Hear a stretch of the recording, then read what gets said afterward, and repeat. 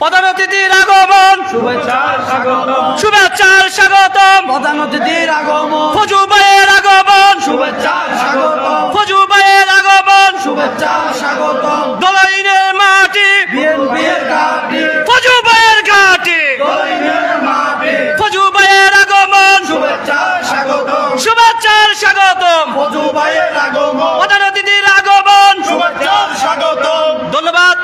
আমাদের মাঝে উপস্থিত হয়ে গেছেন আজকের অনুষ্ঠানের মধ্যমণি, আজকের অনুষ্ঠানের প্রধান অতিথি, হাটহাজারী গণমানুষের নেতা, চট্টগ্রাম বিশ্ববিদ্যালয়ের সিন্ডিকেট মেম্বার,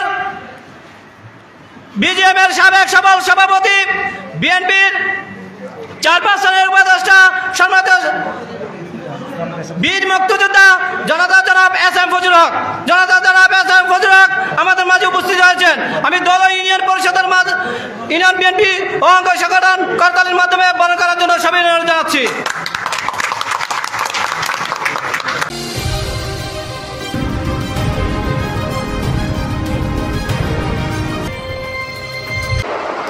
বাংলাদেশ জাতীয়তাবাদী দল বিএনপি, দল ইউনিয়ন বিএনপির অঙ্গ ও সহযোগী সংগঠনের যৌথ উদ্যোগে দেশ নেত্রী বেগম খালেদা জিয়ার রোগ মুক্তি কামনা পবিত্র রমজানুল মোবারক ও ইফতার মাহফিলের শীর্ষক আলোচনা সভা অনুষ্ঠিত হয়।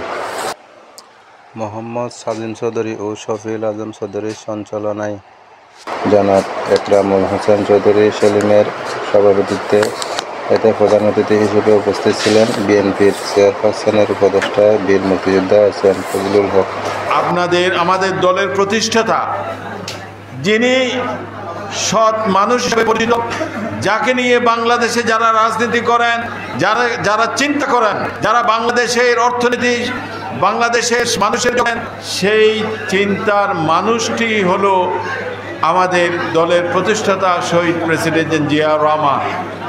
তিনি শুধু সৎ ছিলেন না, সৎ দেশনায়ক ছিলেন, সৎ প্রেসিডেন্ট ছিলেন না, তিনি বিশ্বের সৎ মানুষ হিসাবে একটি এক্সাম্পল এবং চট্টগ্রামে আমাদেরকে ঋণী করে গিয়েছেন। চট্টগ্রাম থেকে তিনি স্বাধীনতার ঘোষণা দিয়েছিলেন, চট্টগ্রামের রক্ত দিয়ে তিনি আমাদেরকে আমাদের অধিকারের জন্য প্রাণ দিয়েছেন। এই মানুষটির জন্য আপনারা অন্তর থেকে দোয়া করবেন, যাতে তিনি বেহেশতে সুন্দরভাবে সাবলীলভাবে আল্লাহর প্রিয় বান্দা হিসাবে সময় অতিবাহিত করতে পারেন। আমাদের দুঃখী মানুষের আশা পূরণ হয়নি।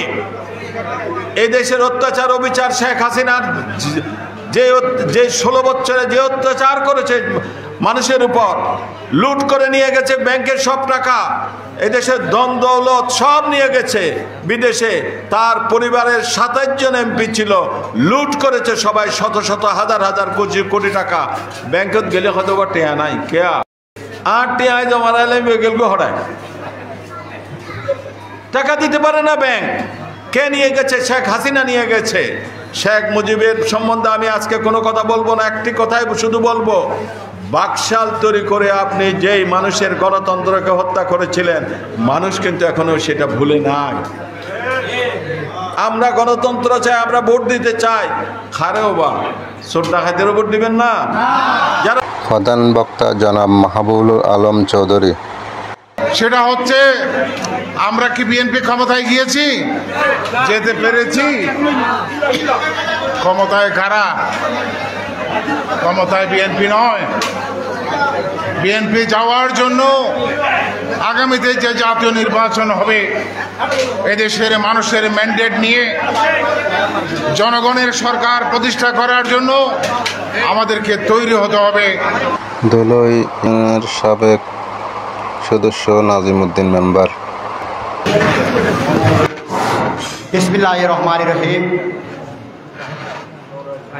কাঠিরহাট উচ্চ বিদ্যালয় কর্তৃক আয়োজিত আজকের এই ইফতার মাহফিলের সম্মানিত সভাপতি